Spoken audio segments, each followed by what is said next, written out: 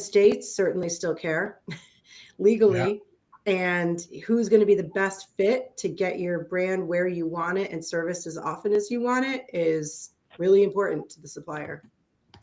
Yeah. I mean, yeah, my thinking was that we always separated a beer person, a wine person, a spirits person. I still think that's necessary in some cases, but in not all cases, right? You'd mentioned something that, like, so accounts or consumers don't really understand the difference between the brands and stuff. I mean, can you talk a little bit about that? Like, in other words, they don't really relate that it's a wine, beer, spirit. That doesn't really matter to them. In terms of the base, Yeah. well, I think, yeah, I mean, seltzers, I think, confused it even more, where Mm. they're all different bases, but they might have the same occasion as each other and similar branding, and you expect them all to be in the same place and in the same store, but they can't be legally sometimes. And state to Yeah. state, there's different places you can buy certain ones versus others. I mean, this was going on with Bartles and James in the 90s. You know, half I managed the Bartles and James portfolio, and half of it was made out of malt and half was made out of wine because of the legality of where you could distribute it. And consumers didn't know or care. It Right. tasted the same. You didn't know which one you were drinking unless you really looked at the label, but it was really important to have it in the right place, depending on the state you were in. And I think it's happening more and more. Interesting. It is interesting. I don't want to throw shade or ask a question of, tell me who's better, whether it's RNDC or Reyes or anybody else. But given your background, Courtney,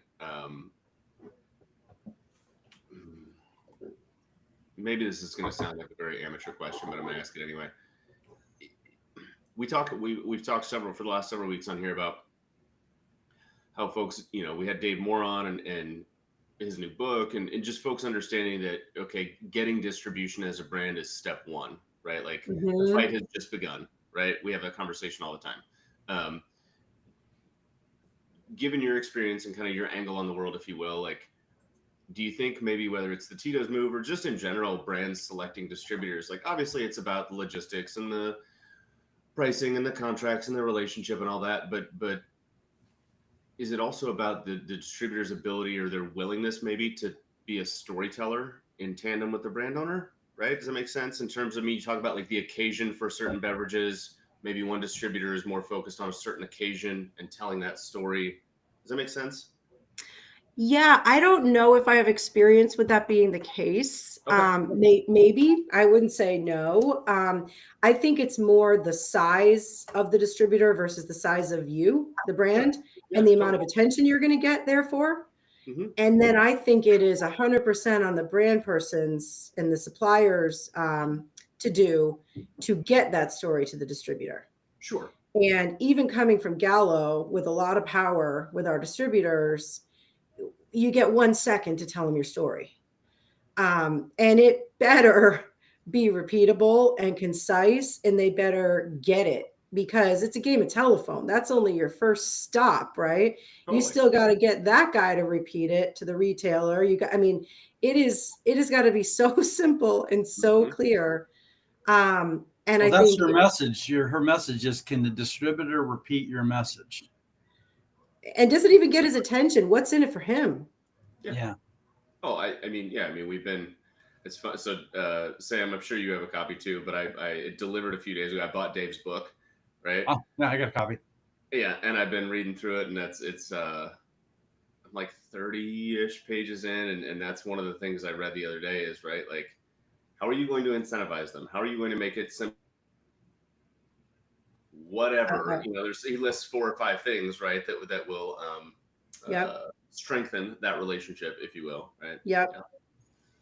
Yeah. Yeah, and I find that a lot of, I know there's even companies that have popped up to help with that because there's a lot of stuff the distributors don't do for brands anymore, that still needs to get done. And brands seem to think it's not until you do a work with that you really see, still cars full of random point of sale and how little time you get in that store and the best intentions, but really not understanding how it gets to the last mile. So maybe for the sake of myself and others, and I know you and I are meeting kind of for the first time on this call, but I've been in the industry for this fall will be 8 years, right?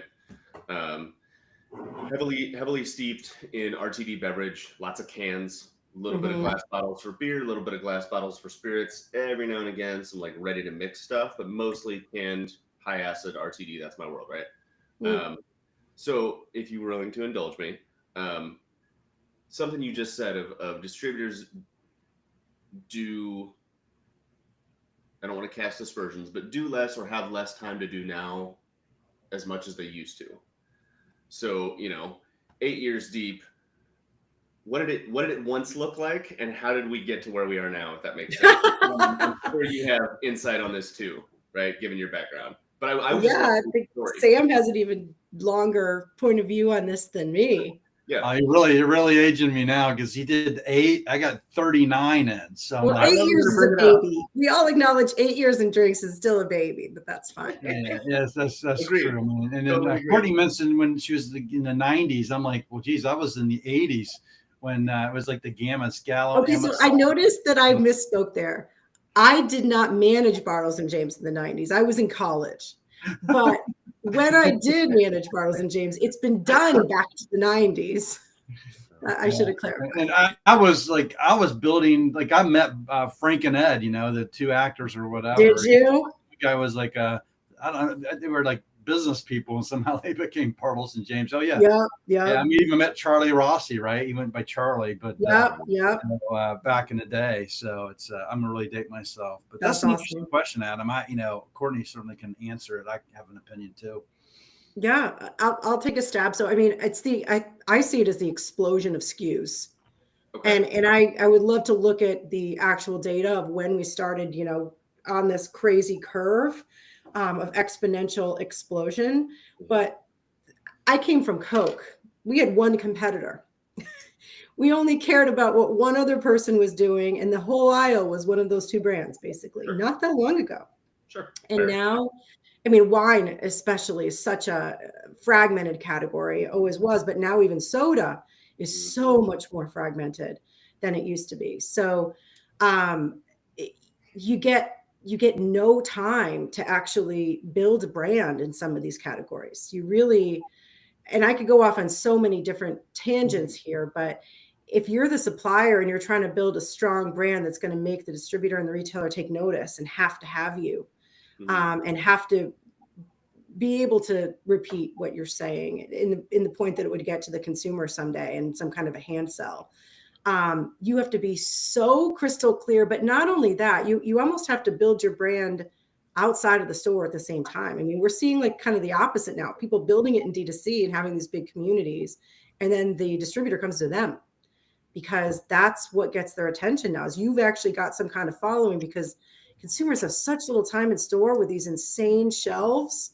Like, that's not where you're going to build loyalty and affection.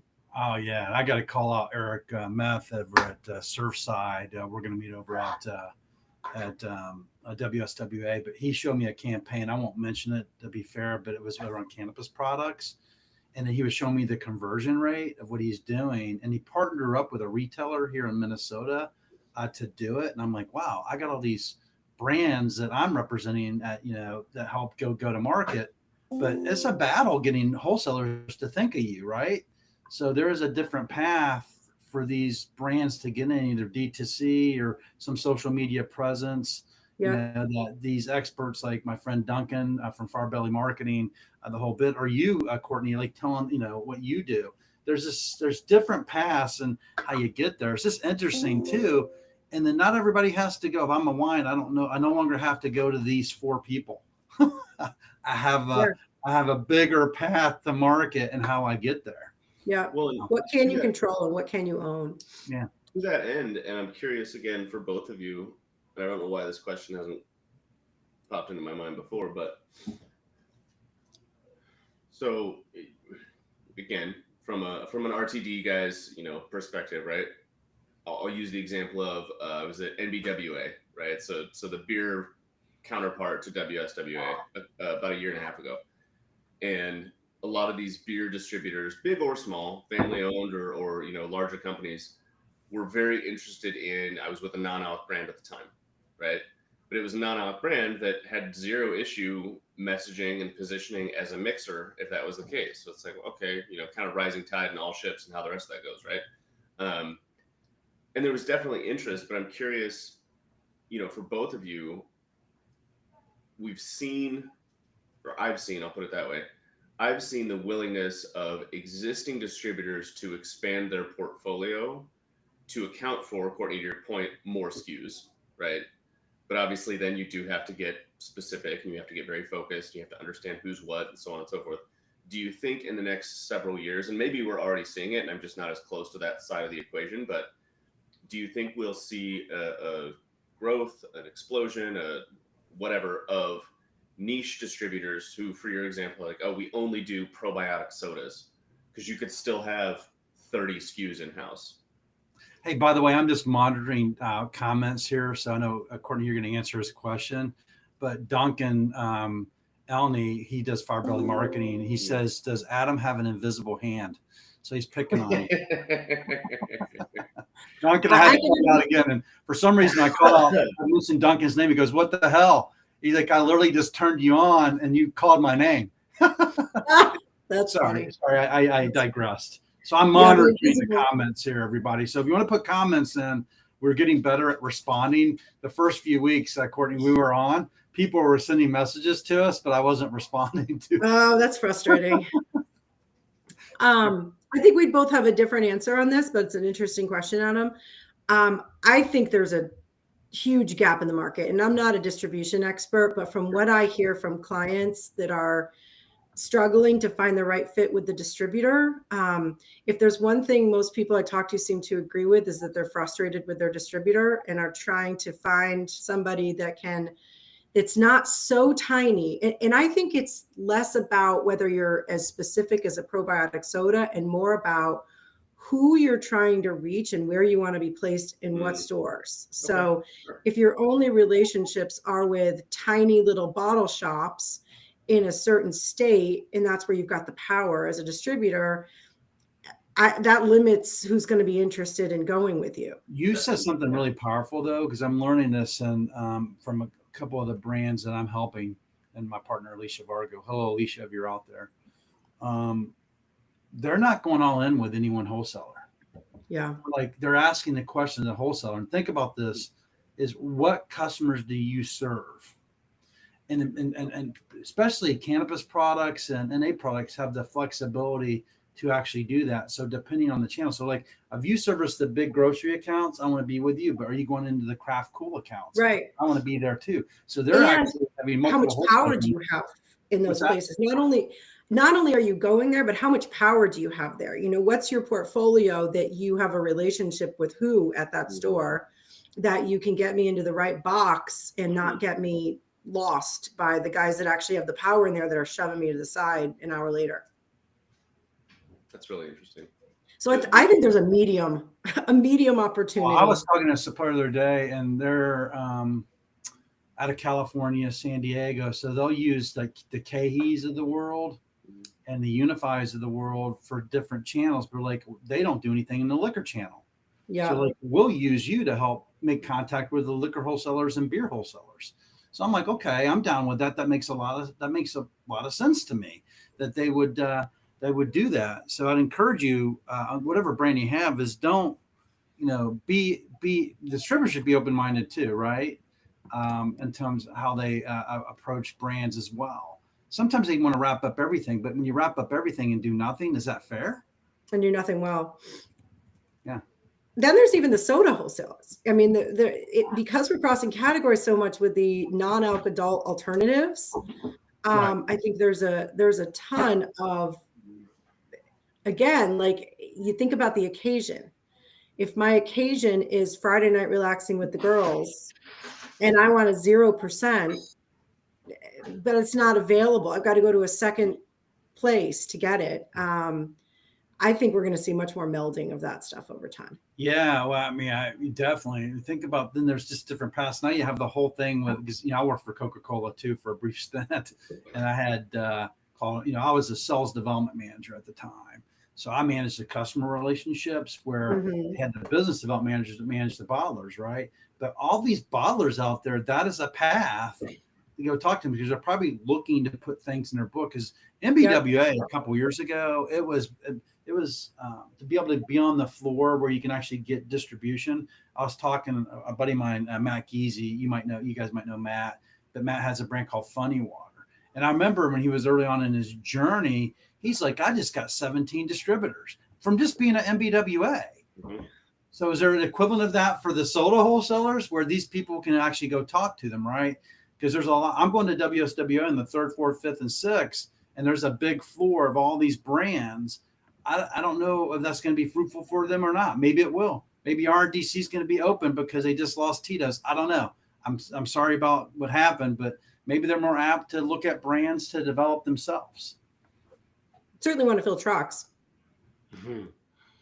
Yeah, that is key. And if you work for some of the smaller brands, I've done work for a little brand, Altamar Brands, and they're not truck fillers, but it's really good stuff, right? They make really good distillate, and it's clean and it's consistent, and it's great stories that they can tell about the brands, but they don't fill trucks.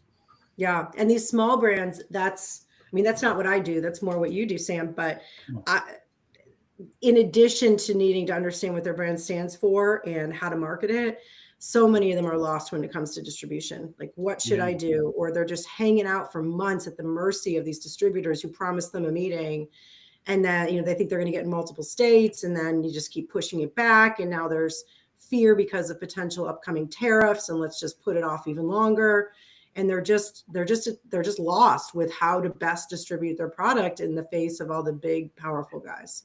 Yeah, you got to be a partner with your wholesaler. Wholesalers are critical. Adam, I think you emphasized that last week. If you'd mentioned that, and you have to invest in the market. When you get the shelf placement, that's when the work begins. So many think, well, introduce me to the wholesaler. They take me in distribution.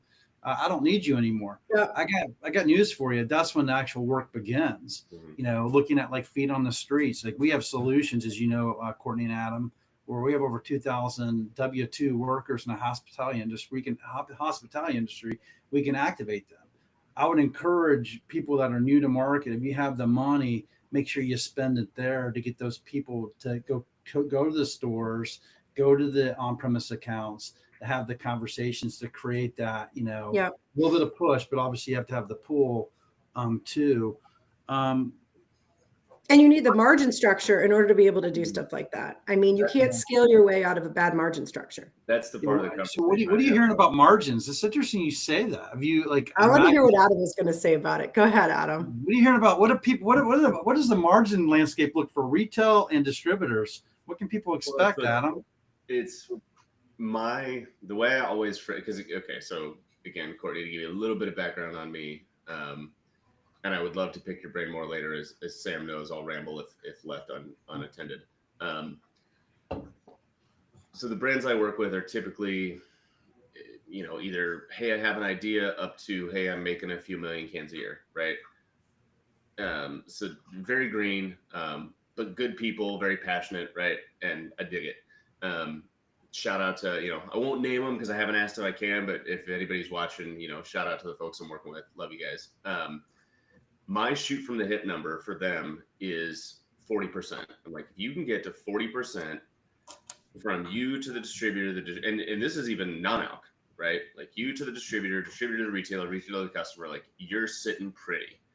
And I say 40 because I've seen as recently as last year, I've seen people be okay with 25. Again, this is all non-alc. My last company was a non-alc functional, right? I've seen people be okay with 25. I've seen people look us dead in the face if we don't get 50, we don't want it. Which astounds me. It's a little bit of negotiation, right? So I always ask the question: right? What are your expected margins from us? And I let them 50 is more of a direct import, private label type of, we're going to really push you because you're giving us that much margin. But yeah, I would agree. At least 40% is what we look for. So to that end, and I read something and I forget where, but it is another kind of piece of the conversation I have with brands, because as you both know, right, and whether you get into the weeds as much with sort of first commercial production as I do or not, I tell people that and they go, "Oh my God, well we're not there right now." I'm like, I know, right? But is it realistic to, like, we can do the math now to think, is it realistic to get Yes. there in a year and a half, right? Right. Because, and this is the second part of that story, or second piece of several, is like, hey, you might not have 40% from you to the distributor now. Maybe you've got 20, but if you can get 20 and you can be growing at 20, someone called it the 20/20 or the 40 rule, right? Like if you can get 20 now, be growing at 20 every quarter, know that you're going to get to 40 and be making the distributor 40 to the retailer 40 to the customer. Like that's not a worst case scenario. That's okay too. You're going to perk them up. I was in a distributor, to remain nameless, in Texas just recently, and I asked what their margin requirements are, and they're like anywhere from 30 to 35%. And he said, the more margin you give us, the more time we're going to give you. Yeah. And the more inventory I'm going to buy. Mhm. So if you can come in at that 40%, it's game changing. You're more apt to probably get considered to come in. I'm not saying you have to do it in every way, every time. We usually we go anywhere from 25 to like 32%, and we kind of settle in around 30%. That's what we recommend a lot of brands to be. Yeah. But yeah, it's look, we know what's happening, and according to this is your world, but the consumer's changing drastically. Right. So, and you talk about trucks. So if I can't fill my trucks, I got to make money with the brands I pull in. Right. Yes. Because there's been, I don't know how much wine declined last year. Right. I don't know what the percentage was, but they declined. It's down a few points. How much was it? Down a few points, but it's such a average, that hides the double digit declines and the double digits growths on certain brands. Wow. Yeah. Hey, I got to call out one of our persons. You see that, Adam? You want to call out Olga? Her comment. She goes, "I love the part of the show where you talked about harmonizing priorities. My mind was blown. Never thought of it that way." Oh, I had to refresh my page to see it. Yeah, I can't see the chat. Yeah, there's a chat on Riverside here that we're recording on. There's also a chat on LinkedIn. So it's the LinkedIn. Got it. A lot of people are going to LinkedIn, and then Duncan wants to meet you, Courtney. So if you could put your information in the chat, or that way that he can find you. I'm sure he'd love to have you on. He does like Duncan. I'm going to butcher this, but he has expertise that you two could definitely have a chat for sure. Great. Yeah, I mean, to Olga's point, and Courtney, and maybe this leads me into asking, like, for example, like creeping your LinkedIn as we're talking and seeing, is it Washington University, Washington State? WSU, where I teach wine marketing. Yeah. Yeah. So the preface to the question is, that's all, harmonizing priorities is a beautiful way to say it, but that's my version of that conversation is, operationally, like, for example, brands will, functional brands are notorious for it, and no knock to them. It's something they don't know, but they'll come to me and say, hey, I have this functional beverage. It's got A through Z in it. And I look at the formula, if they have one, and I go, cool.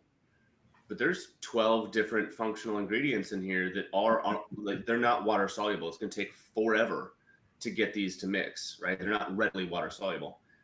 And they go, well, what's the problem with that? Like, I want these vitamins, right? Like, I want these vitamins in my beverage. I pay someone to do it. They do it. I said, yeah, but you have to think about the guy or the girl who's actually taking every 50-pound bag and dumping it into the tank. Like, that's going to kill their back, and they're not going to look upon your production favorably, which doesn't sound like it matters maybe, but they're going to charge you more for it, right? They're not going to have the greatest eye for detail if they're not in a good mood because you've got them hucking around all these bags, right? Like, those are that's interesting. Yeah, like those are the types of priorities that, like, you get a premix, you get one bag to rule them all, right? You go from 20 ingredients down to 10. and you just made that person's life immensely simpler. So now you're on the same page about stuff. Your pricing's probably going to look a little bit better. At the very least, production's going to go faster. So there's along the path of creating a brand and bringing it to market, you have to harmonize your priorities along the way. Courtney, I'm interested in your perspective from a marketing perspective. I thought you were going down a different road. So, but it's there's multiple problems with how you set up, with the setup. What are you trying to achieve? What are you trying to offer? What's your one idea? Is it that you're going to make people sleep better? Is it that you're going to give them energy midday? Like you put the kitchen sink in it because you've heard it, you need this and you need that. And so wants this and I want this. It's everything. I just worked on a brand that did that. And I came in and they were ready to go to production. It was all done. I was just working on the marketing plan. And in order to work on the marketing plan, I was like, what are the ingredients? What's the efficacious dose? How does this compare to competitors that are already on the market? Oh, you want to charge $1 more? Well, I assume it over delivers on something then. I just went directly to the formulator by the end and we were working together. And he's like, no, none of these can claim anything because they're not enough of anything. And I'm like, you're going to get into a poppy situation and you don't have as much caffeine as this person. You don't have as much that as that. Like, what is the end claim on this product? Consumers are looking for, a simple idea, not, well, this has a little bit of that, a little bit of that, a little bit of that. Like that's just setting you up for such a convoluted message. So you should put as few ingredients into something as you need in order to achieve the benefit you're trying to claim and the position you're trying to own. Yes, I preach. If you can be one thing, be efficient. I love it. That's another quote from Courtney that's just game changing, by the way. Right. So you can show up here every week, Courtney, because you just bring great knowledge to the conversation. So you do that too, Adam, but that's just brilliant. No, it's fantastic. So Courtney, I'm curious, going back to the teaching aspect, and it looked like it's been a relatively new endeavor for you. Like, how do I keep telling Sam and my wife, because she's switching careers, but she used to be in marketing, I'm trying to get involved in the TikToks, right? As a 35-year-old, it missed me a little bit, but I'm trying not to get, rusty on new wave technology, AI, TikTok, all that. So like when you're talking to people who are going through a school program now, who are obviously in, the early stages of their career, like how do they respond to whether it's that or anything else that you're teaching them about the industry? Like, does it make sense? Are they an open book? And they're like, okay, cool, this is the way. Do they not get it? Like, how does that conversation go? And this is a program really for, it can be executives. So they're not all like 19 years old. A lot of them are winemakers that need to learn. So it's a wine business program, and I teach the marketing part of it. So they could be starting a winery or whatever. And honestly, the way that I get into that's a tactic, right? Sure. TikTok's a tactic. Sure. It's a 4-week course. And I really go to the basics. What is marketing? Why do you even need marketing? Because wineries are notorious for thinking they don't need marketing. Really? I've got a post idea coming up, Sam, in the next couple of weeks. If my product is so great, do I even need marketing? I talked to a major player in the beer industry less than a year ago, and their claim to fame was, well, we've never even needed marketing up until now, and now things are turning down, so I guess we need marketing.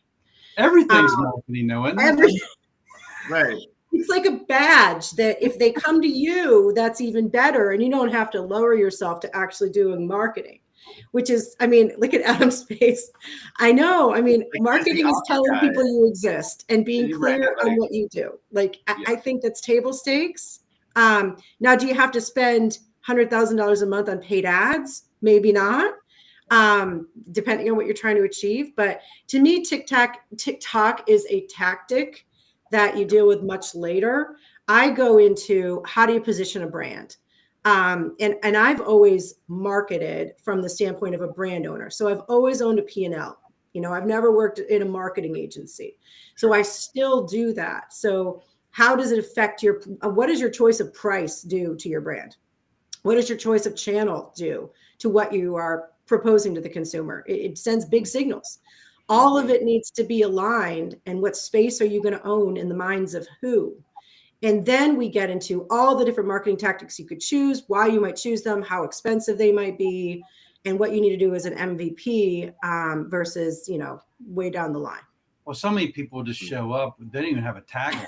Adam looks like he had a really good cup of coffee with that face. No, Yeah, I'm just okay, Adam. He's thinking. So this is what happens. So get ready. Courtney, you are the second person, and again, 8 years in my infancy, right? Okay, but in 8 years, you are the second, and the first one I talked to the first time 2 months ago, right? You are the second marketer, outside marketer. Worked at BevSource for a while. Shout out to Jen Hirschfield, Rachel Farr. Love those folks dearly, but it was a little bit of a different game there. You are the second marketer or agency owner, whatever you want to call it, that I've talked to, who takes what I will call, and I mean this as a compliment, an operational approach to marketing, right? Meaning, no, marketing doesn't mean, oh my God, big, splashy, everywhere, everything, vague deliverables. No, like marketing lives in the details just as much as anybody else. And if you can't answer those questions, you're hemorrhaging money for something that it doesn't provide value, right? And somebody, so shout out to Miguel, gosh, I'm blanking on his last name. I talked to him yesterday. With Co Studios, if you're familiar with them, they're based, I think, also in the San Francisco Bay Area, actually. I should introduce you guys. But anyway, I was talking to him the first time, and he said, for brands at like who I work with, super early stages, he's like, your marketing should likely be fractional. You don't need to hire a $200,000 a year CMO when you're in the first 6 months. That's a waste of money, right? Yeah. It should be fractional. It should be beholden to sales, meaning those two should be very closely related, right? I don't know about the word beholden, but very closely related. Yes. Right. Like his point being, you don't need to go out and have, a $250,000 marketing budget if you're only selling 80 grand. Right? Of course. Right. You need to be focused, right? Or they need to be beholden to one another, right? And it's gotten better, but my last company and others I've worked with in the past, there was just this, I'll use an example of like, oh my God, we won this award at this trade show. We put all this money to do that. I'm like, to me, it's to what end? All due respect, who cares? Unless, yes, when I do a marketing plan for people, and marketing is such a misunderstood word. I think if you take off the ing, it's all about the market. Head of market. I would rather be called the head of market than the head of marketing. You just came out your new title, head of market. Yeah. Courtney O'Brien.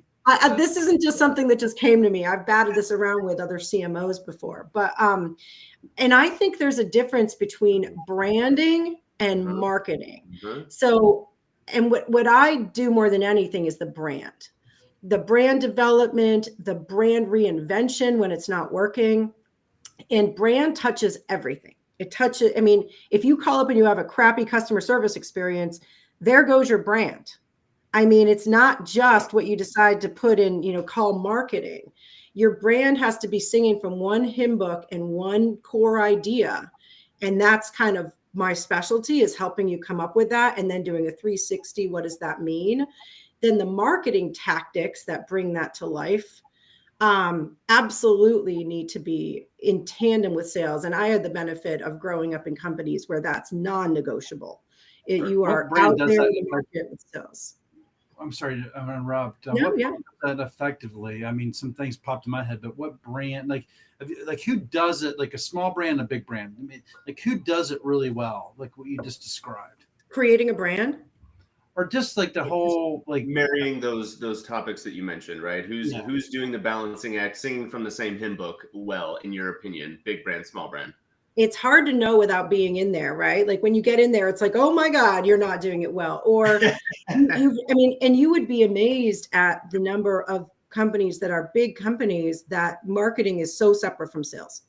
There's so many large companies I've talked to where they're like, oh, we are so disconnected. Sales has no idea what marketing is doing. And marketing's off doing these random like musical tours that don't drive any interest with salespeople or with retailers. And they're barely hitting the consumer.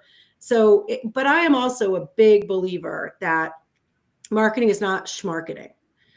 everything is not what the sales guy wants by any stretch, but if you're going to spend money in an area and part of your goal is to drive sales in that area, you better be on the same page with what the consumer and retailer and sales guy thinks is going to work in that area. Yeah. But I'm also a big believer in brand driving initiatives. And I don't think everything is just performance transactional buys that, are going to deliver immediate ROI tomorrow. So for me, I mean, again, I'm a rookie in this world. I mean, I've stepped in marketing for a few years, but it was more trade marketing, which is marketing, by the way. It's actually connecting marketing to the sales guy, by the way. We call it commerce.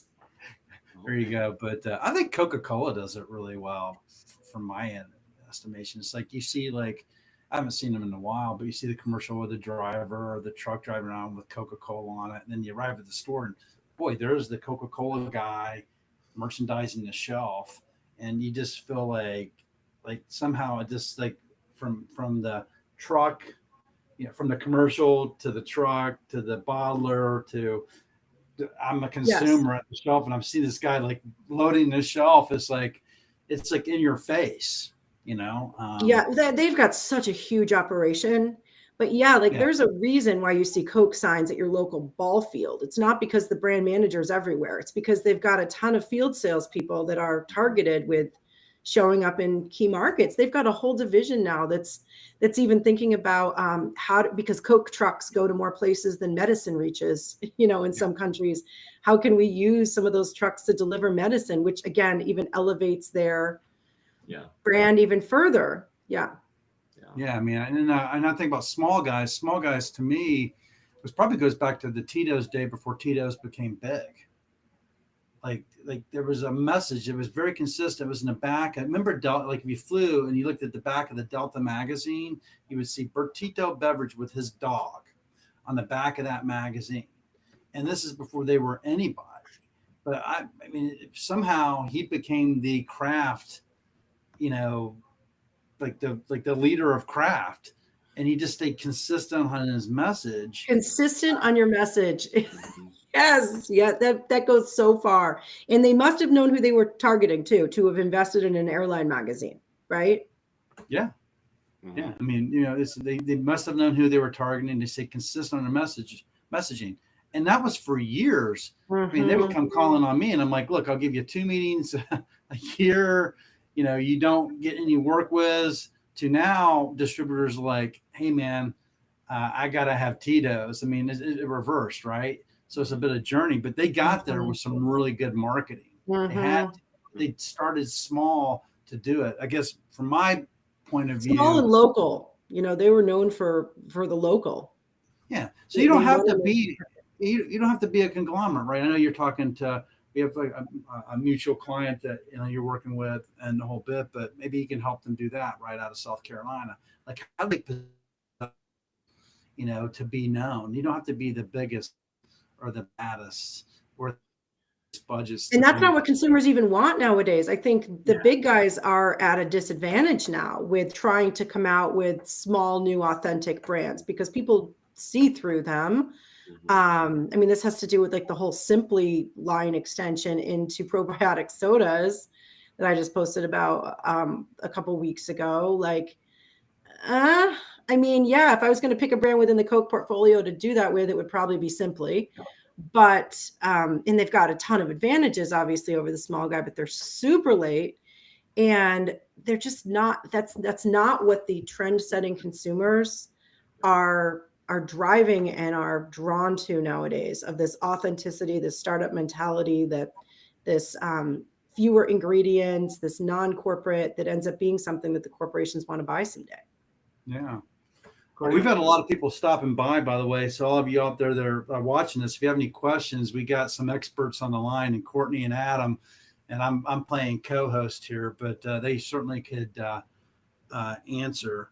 I mean, I'm gonna kind of change course a little bit. We were talking this morning, Courtney, going back to the news. You just got the big recap out of some wine deal. What was that about? What was the?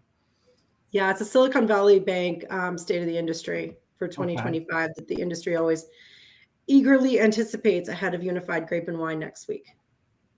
So what are the key takeaways to share with everyone? What's it saying? Funny you should ask. I was just outlining what it was saying for some LinkedIn discussions. Give us a preview. I'll give you the top 5 things that stood out to me. So it's not rocket science. None of these are going to be things you've never heard before, but the shift in consumer demographics and preferences. So boomers are what they call sunsetting. You need to replace them with younger drinkers, and it's not happening right now in wine. So newsflash, wine needs to do better with younger consumers, and it's not optional anymore. And we need to think more out of the box than we've been thinking. I just woke up the other day. It was so random. I just bolted out of bed a couple of days ago and had this, like, it was half a dream and half like waking thoughts. And I've said this before, but it just became even more salient for me the other day. Wine is sold in a 5-serving container. If I'm moderating, or if I'm only drinking a couple times a week, which these younger consumers are drinking less alcohol, and it's going to spoil in a couple days, that is a huge barrier to me choosing that product when I've got so many 1-serving products out there I could choose that are marketed arguably much more effectively toward me also. Yeah.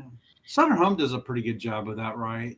Trinchero and that brand, they still have the 4-packs out on the shelf. That is not targeting younger people, Sam. Oh, it's not. Okay. No. Shame, Sam. Shame. It exists. I'm the boomer of the crowd. I'm like, well, you should have the bottle. You have an opener. I mean, come on. Yes, the 4-pack exists. That's about all I can say about it. So I think that's one thing. And then there's a ton of different discussion about how to do that. But doing is better than talking at this point. I think a second thing that I'm going to write about this week is D2C and tasting room challenges. Tasting room visitation is declining. Young consumers are less likely to engage in these experiences, and they need to be rethought. My whole point, I'm a huge believer in Unreasonable Hospitality by Will Guidara. And kind of my extension from that book is that we are all in hospitality, and hospitality is not sitting in a remote tasting room waiting for people to show up at your door. Go to them. They may not live in Napa. Go where they are. Bring your tasting room on the road. Do partnerships with their favorite restaurants. Get in the festivals. If you're in an area like Washington, where wine country is hours and hours away from the population centers, have a remote tasting room in the population center. Then you're competing with the bar next door, right? So then, there's some really interesting models popping up. Wow. So you could almost like an event too, right? So, and there's a lot of event companies that could pull that together for folks. Yeah, and partnerships with the next door pizza joint to deliver within your tasting room that's in downtown Seattle, for instance. Well, that's wow. A lot of discussion about overproduction and supply imbalance. I mean, it's catching up, especially in California and Washington. The years of kind of over planting versus demand is catching up to everyone. So are they going to stop planting as much, pulling back? Oh, it's already. Yeah, there's growers that are just letting it rot because the cost to harvest it is less than the cost they could charge for it on the market. It's not a pretty picture right now. So how do you drive demand? I can't help people with the supply choices, but how do you drive demand, and how do you build a true brand, which very few wine products are true brands, is even more, I think, of an important question right now. A lot of discussion about the rise of alternatives, non-alc, low-alc, RTDs, cannabis infused. And what I took from that is the competition is not just who sits next to you on the wine shelf. And it hasn't been for a long time. What are the other things that your consumer could choose and is choosing more often? And why are they choosing it? And what can we learn from it? What's funny, been looking at a lot of menus lately, right? So, and seeing what's on the menu, because I always look to see if there's a non-alcoholic offering. But when you think about it, everything on that menu you're competing against. Everything on the shelf you walk in the store, you're competing against. Oh gosh, yes. And at Gallo, toward the end of my tenure at Gallo, we kind of had a realization about that and started looking at the menu and saying, why is a glass of wine that I can buy the same thing at my local store, $14 a glass. And my competition is this really cool cocktail that makes everyone in the restaurant turn around and look at it as it's delivered, with all sorts of cool ingredients that I could not easily make by myself at home. And it's cheaper. Like, who would choose? Your value prop is not there. Mhm. Yeah, that's a big question in general about what a on-premise account charges for a product versus what you charge in a store, right? Because in my estimation, I'm paying a tip for my service, by the way. So why do I have to pay more for my food? Well, they use alcohol to make up for all the labor costs and food costs increase.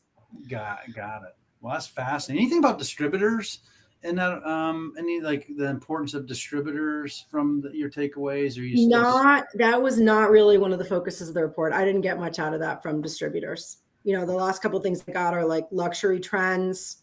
The top quartile of premium grew by 22%. Strong D2C strategies, and then the longing to have the new French paradox happen, or the next sideways. Like, how can we, what are these moments in time that made wine skyrocket, and how can we engineer the next one, which probably isn't going to happen. Well, to that end, do you think, and it's only because if you guys are familiar with the book, and I forget the name of the guy that wrote it, but the book Bowling Alone, basically just this general idea that as a society over whatever several years, I think the book was originally written in the early 2000s, maybe late 90s, the idea that we're doing less socially Oh yeah, with the society, right? since COVID. I mean, even more so since COVID, and he wrote it that long ago, huh? Yeah, and we're all on this thing here, man. This is how we're communicating, and that's part of the point. And the question comes up when you talk about the wine industry trying to figure out what the next, whether it's French paradox or whatever the next sort of evolution is. When you talk about the servings in a bottle, right? And I bring it up because my wife and I went and had dinner with several friends last night. I think we killed 8 or 9 bottles, right? I want to go to your dinner. Hopefully it was more than several friends. I mean, 3 of them. No, there were what? There were 9 of us, and I guess it was 6 bottles. So not 8 or 9 bottles. So yeah, we had more people than wine, but we drank a fair amount. We were also there for 4 hours, right? Yeah. But we had a great evening and we consumed several bottles of wine, right? Yeah. And I think from an outsider's perspective looking in, I will be curious to see, and if you have any thoughts on it right now, I'd love to hear them, but like how the wine industry as a whole, not an individual winery, not a distributor alone, but as a whole, maybe looks at that as like, okay, can we through marketing or whatever it might be, encourage more social gatherings? Because in my experience, right, personally, that's typically when the most wine gets consumed, right? Like, well, that insight right there led to the wine industry coming up with this Come Over October. If you heard of that. I have not heard of that. Come Over October was kind of in direct contrast to Sober October. Sure. I mean, there's many in the wine industry that think that this neo-prohibitionism, where no amount of wine, no amount of alcohol is safe. Sure. There's something else that just came out from the Surgeon General, is the reason that we're having such struggles. And so kind of directly combating it with forget about your Sober October, here's a Come Over October, is the way to go. Sure. I am not of that belief. I think that it's just yet another challenge, and we know life has challenges. Sure. Focus on what you can control and about driving people to your brand by making your brand really strong and all about the consumer. Sure. That's always what I go back to. I don't think anyone is to blame for your decline. If you're declining, consumers there's trends happening, and trying to fight consumer behavior and consumer shifts is not a winning battle.